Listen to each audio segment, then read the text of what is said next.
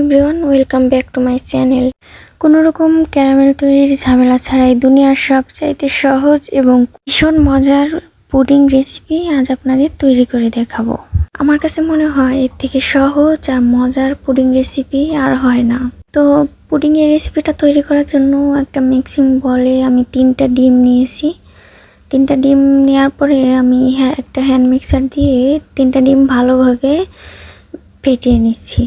তো আপনারা চাইলে 2টা 3টা 4টা ডিম দিয়েও তৈরি করতে পারেন। ডিমগুলো যদি ফ্রিজে থাকে অবশ্যই পুডিং তৈরি করার আধা ঘন্টা আগে ফ্রিজ থেকে বের করে নিতে হবে। যখন স্বাভাবিক তাপমাত্রা আসবে তখন আপনি ডিমগুলো দিয়ে পুডিং তৈরি করে নিতে পারবেন। মিষ্টির জন্য এখানে আমি 1/2 কাপ চিনি নিয়েছি। আপনারা চাইলে চিনিটা বাড়িয়ে এবং কমিয়ে নিতে পারেন, তবে আমি মনে করি 1/2 কাপ চিনি মিষ্টির জন্য যথেষ্ট। চিনিটা দিয়ে দেওয়ার পরে আবারও সবগুলো একত্রে খুব ভালোভাবে মিশিয়ে নিতে হবে। যতক্ষণ না পর্যন্ত চিনিটা গলে যায় ততক্ষণ পর্যন্ত খুব ভালোভাবে সবগুলো একত্রে মিশিয়ে নিতে হবে। মেশানোর পরে এখানে আমি 1 কাপ তরল দুধ দিয়ে দিচ্ছি। এখানে আমি 2বার করে দুধটা দিয়ে দিচ্ছি, কারণ আমি 1/2 কাপের দিয়ে দুধটা দিয়েছি। তো দুধটা দেওয়ার পরে সবগুলো আমি ভালোভাবে মিশিয়ে নিচ্ছি। আপনারা চাইলে গুঁড়ো দুধ দিয়েও তৈরি করতে পারবেন, তবে সেক্ষেত্রে পানিটা হালকা গরম করে তারপরে দুধ দিয়ে আপনারা পুডিংটা তৈরি করে নিতে পারেন। এই পুডিংয়ে যে ডিমের যে একটা স্মেল থাকে সেটা যাতে না থাকে এই কারণে 1 চিমটি এলাচের গুঁড়ো দিয়ে দিচ্ছি। তবে আপনি এলাচের গুঁড়োর পরিবর্তে চাইলে ভ্যানিলা এসেন্সটাও ব্যবহার করতে পারেন। আমার হাতের কাছে ভ্যানিলা এসেন্সটা ছিল না, এই কারণে আমি এলাচের গুঁড়ো ব্যবহার করেছি। এতে করেও কিন্তু ডিমের স্মেলটা পাওয়া যাবে না।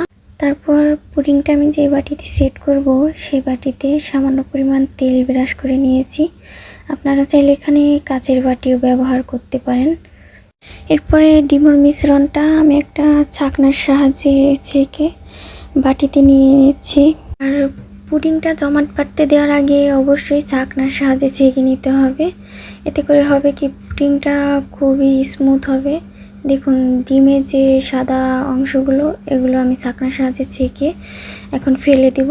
পুডিংটা আমার প্রায় সেট করা শেষ। এখন আমি পানির ভাপে ভাপিয়ে নিব।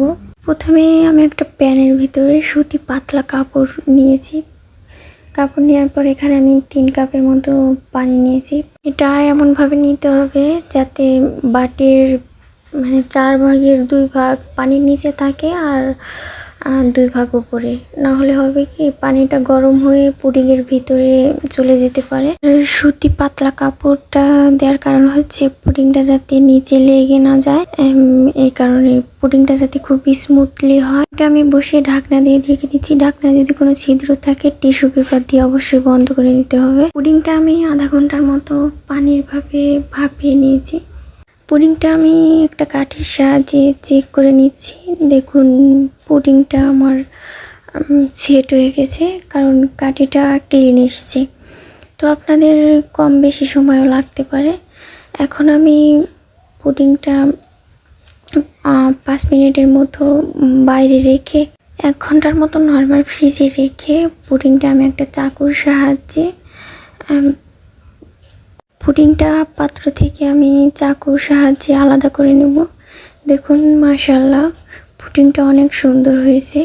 চেষ্টা করেছি খুবই কম উপকরণ দিয়ে খুবই সুস্বাদু একটা পুডিং রেসিপি তৈরি করে দেখানোর। বরাবরের মতো একটাই রিকোয়েস্ট, যারা এখন আমার চ্যানেলটা সাবস্ক্রাইব করেননি খুব তাড়াতাড়ি সাবস্ক্রাইব করে ভিডিওতে একটা লাইক দিয়ে আমার পাশে থাকবেন। ভুল ত্রুটি মাফ করবেন। আজকের মতো এই পর্যন্তই। সবাই ভালো থাকবেন, সুস্থ থাকবেন। আল্লাহ হাফেজ।